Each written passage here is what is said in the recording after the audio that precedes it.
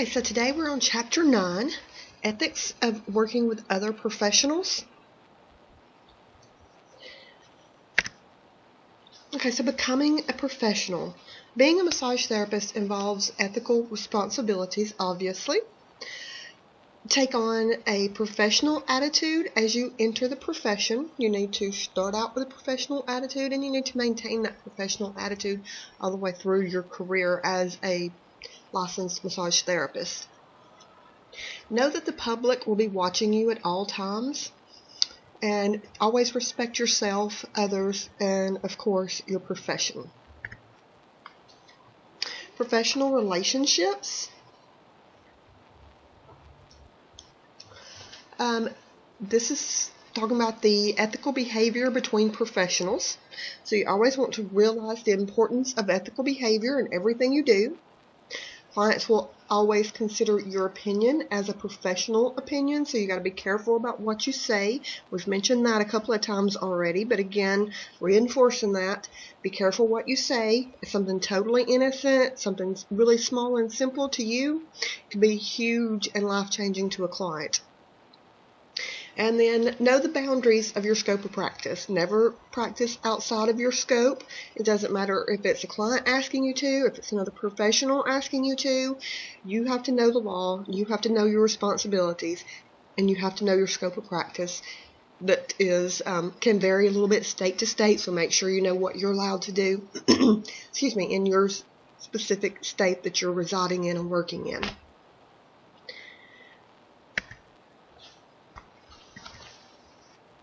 Okay, got a couple of case studies there. Before we move on, well, sorry, we'll go. Have I lost a section? Sorry, guys. Ethical behavior between professionals. Oh, okay. No, I didn't. I'm just ahead of the slides, I guess. Okay, so in our textbook talking again about ethical behavior with professionals on page 102, note that it says stay within your scope of practice, stay neutral, be sure of your facts, refer clients to other sources, and put yourself in the person's place. Then it talks about referrals. Referrals can be an important aspect of your business, not only for the number of clients that you receive, but also in terms of how you take care of clients in an ethical way. Receiving referrals from other healthcare providers, doctors, psychologists, and other healthcare providers often refer clients to massage therapists when they think it's going to be beneficial for their health and well-being. Developing relationships with the healthcare providers who may refer clients to you may take some effort, but can be beneficial for both you and your clients. First, referrals are a good source of new clients. Second, when the referring healthcare provider believes the client will benefit from the therapy you provide, it is a win-win situation for everyone. And referring healthcare providers show these clients that they are interested in their well-being. The client benefits from the therapy you provide, and you have a new client. So technically it's a win-win-win. In such cases, it's important to maintain good relationships with both the client and the referring healthcare provider. Guidelines for referral relationships, the box on 9.2 on page 103. Always acknowledge the referring party. Know the expectations of the referring party. If the referred client asks for a change in treatment, check with the referring party to get their approval.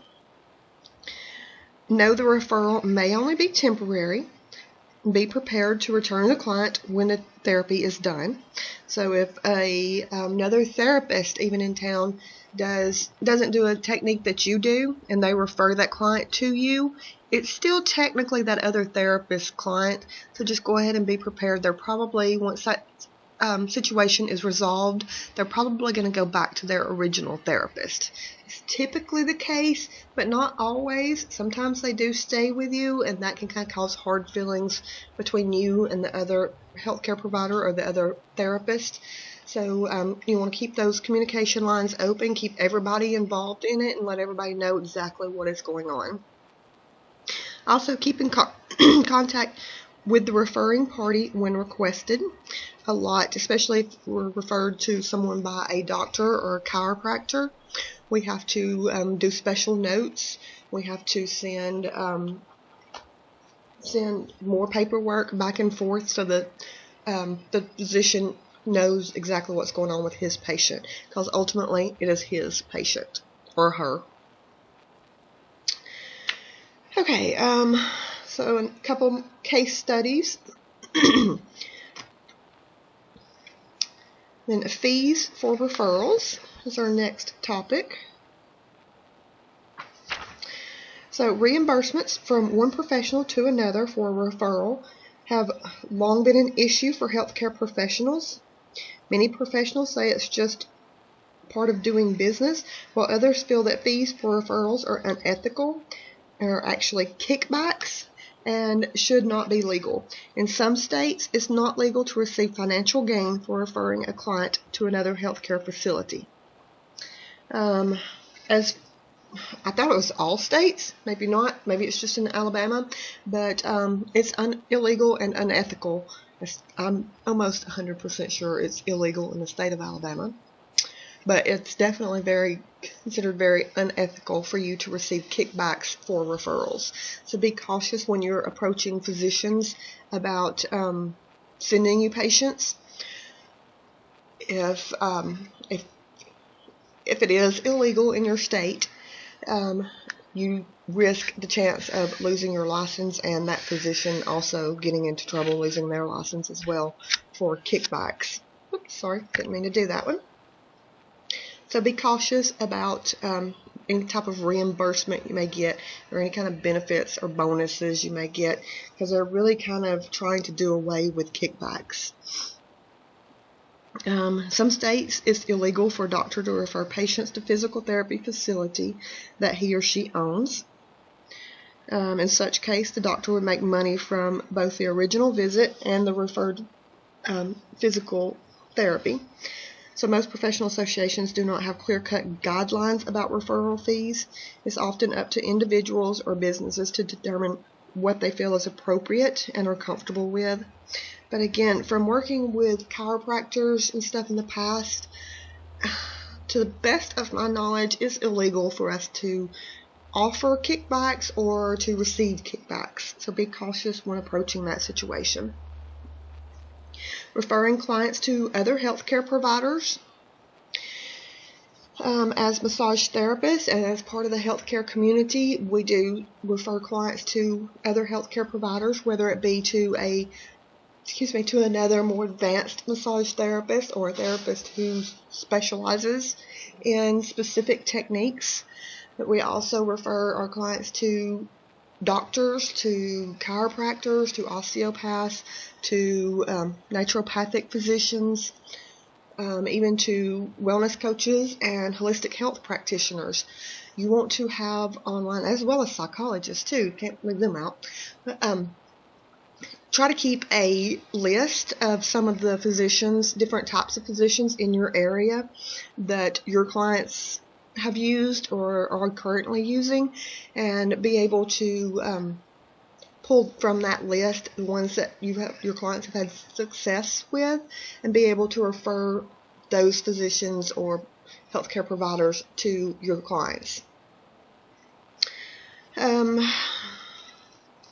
Maintain a resource file with the following: medical doctors, specialties such as orthopedic pain centers, psychologists and counselors, physical or occupational therapists, chiropractors, other massage therapists that practice different types of modalities than you, crisis centers or support groups, and clergy. And some of you that know my background know I come from a past relationship that was extremely abusive.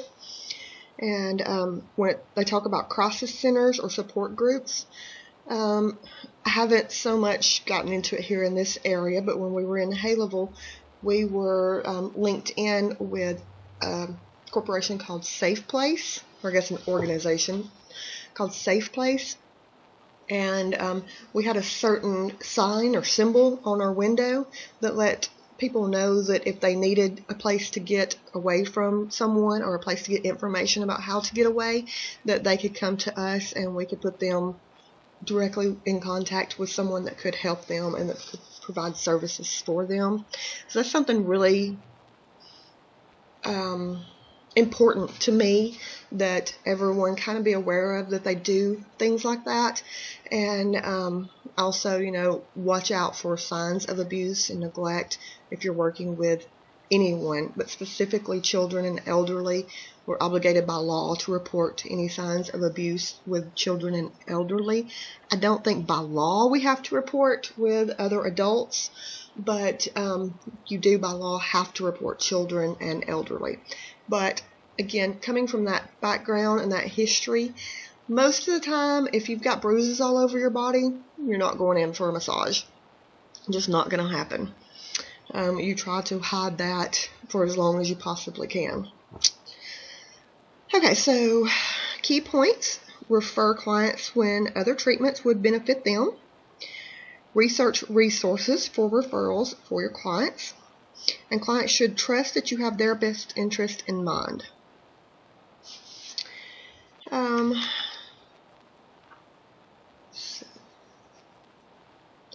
So consultations, is that our next topic? Yes, consultations. At times you'll need the advice of other professionals to help you with your clients or your business. A consultation is a means of obtaining information from another professional about a particular subject or client. Usually, you consult with those you consider experts in the area in which you're seeking advice. Consulting with others can help you be more successful with your clients and your business.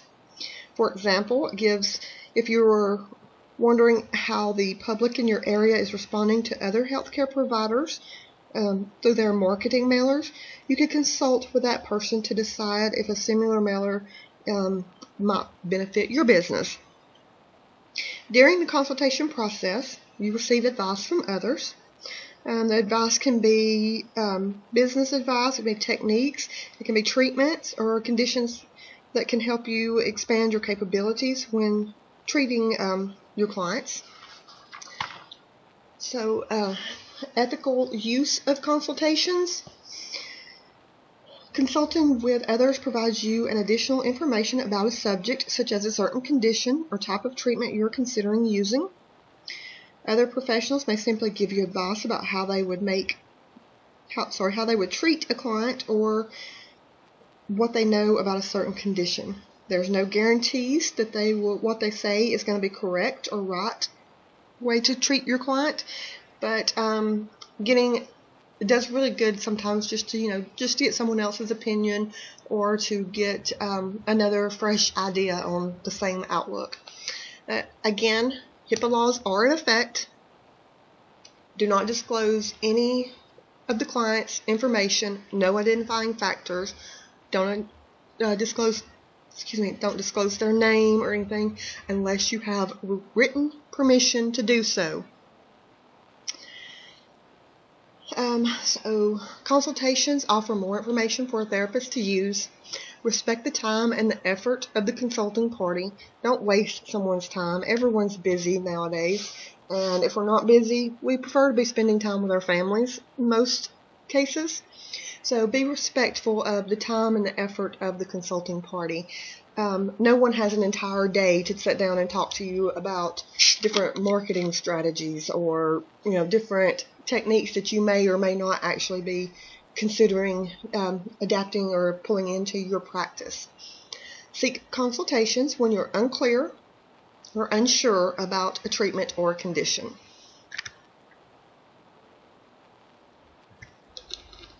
Team practices is our next topic. Independent contractors, in a setting where everyone works as an independent contractor, as most massage therapists actually do. Each therapist essentially owns his or her own business, and it may be simple as several therapists sharing a space in an office or a complex, or a full facility where the party oversees where one party oversees the general part of the business while everyone still works on their own. So we talk more about independent contractors in our business class, so don't go too much into that. In fact, the next couple of chapters we kind of just skim through because they're going to cover more of that in business anyway. So ethical issues in team practices. Ethical issues, more than business issues, often seen as a stumbling block for therapists in settings where several therapists practice. They can often have a wide array of options, for example, about socializing with clients. Some therapists have fairly weak boundary lines with their clients, while others maintain very rigid lines. Therapists who have weak boundaries can easily face ethical dilemmas. The client may take advantage of the therapist who lacks a firm foundation, especially when it comes to ethical issues. Be cautious about that. Sometimes they're deliberately taking advantage of you, but most of the time it's innocent and they just really don't understand our codes and our boundaries and our values and morals. So it's important to, in that situation, to educate the client about it. And if it continues, then you may need to consider referring them to someone else if they keep continually asking you to violate your values or your ethics. So key points: ethical issues versus business issues can be a stumbling block for group practices. A strong foundation can prevent ethical issues from arising. Policies and guidelines can help avoid conflicts. Very important. Okay, supervision. Supervision is working under the guidance of another professional. When working in a supervised environment, it can be helpful for new therapists. It gives you mentors and experienced or more experienced therapists right there in your same environment. Something that's really good starting out, being young in the profession, not age young, again, new to the profession. Also, having the same ethical policies will help the two parties work more cohesively. So make sure you understand that when working in a supervised environment, you need to have all the little details worked out. Everybody needs to kind of be on the same page as much as possible. Ethics of other professionals you work with can affect the public perception of your ethics. Again, when you work in a group setting, it can be kind of stressful if someone has different ethics or values than you. But first and foremost, go to that individual and talk to them and see if y'all can come to some sort of midpoint or balance between the two. And then if that doesn't work, then you would obviously go to the supervisor or to the business owner, manager, whatever the situation is.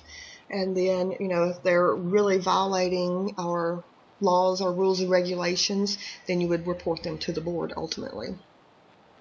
And unfortunately, I have had to report one student in the past to the board, or a graduate. She took and failed her NBLEX test and then was posting all over Facebook and social media her massage prices and her hours that she would be doing massage. So knowing that she did not have a license and knowing that she was practicing illegally and knowing that she was representing our school for benefit of everyone, I did approach her, talk to her about it, and she acted like it was no big deal and everything. I warned her that if she continued on, that I would report her to the board. And ultimately, after about a month of back and forth with this particular graduate, who was actually one of my favorite students, so it was heartbreaking, I did go ahead and call and report it to the board. The investigator came out. She admitted everything, confessed everything, which they had it all anyway for social media, that she was working illegally without a license. So it ended up costing her about $500. It could be it could be up to, I believe it's actually up to $5,000 that it could be, but typically I think the lowest is $500. And that goes on your professional record as well. So be cautious. Really make sure you stay within our rules and regs so that you don't get in any type of situation like that. Okay, professional courtesy. Professional courtesy is simply providing favors for other professionals. It involves services not provided to the general public, and the courtesy should always be reciprocated.